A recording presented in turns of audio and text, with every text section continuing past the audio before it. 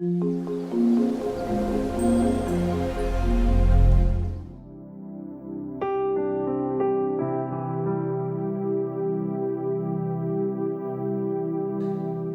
7 years after my graduation day, I had failed on an epic scale.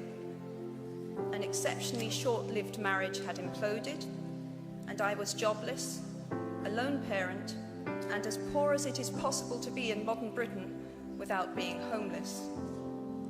The fears that my parents had had for me and that I had had for myself had both come to pass. And by every usual standard, I was the biggest failure I knew.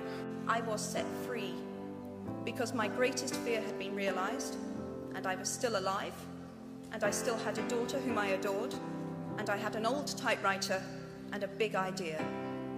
And so rock bottom became the solid foundation on which I rebuilt my life. You might never fail on the scale I did, but some failure in life is inevitable. It is impossible to live without failing at something, unless you live so cautiously that you might as well not have lived at all, in which case you fail by default.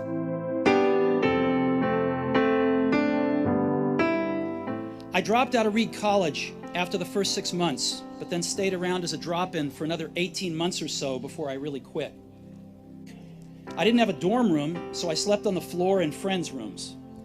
I returned Coke bottles for the 5-cent deposits to buy food with, and I would walk the 7 miles across town every Sunday night to get one good meal a week at the Hare Krishna temple. I loved it. And much of what I stumbled into by following my curiosity and intuition turned out to be priceless later on.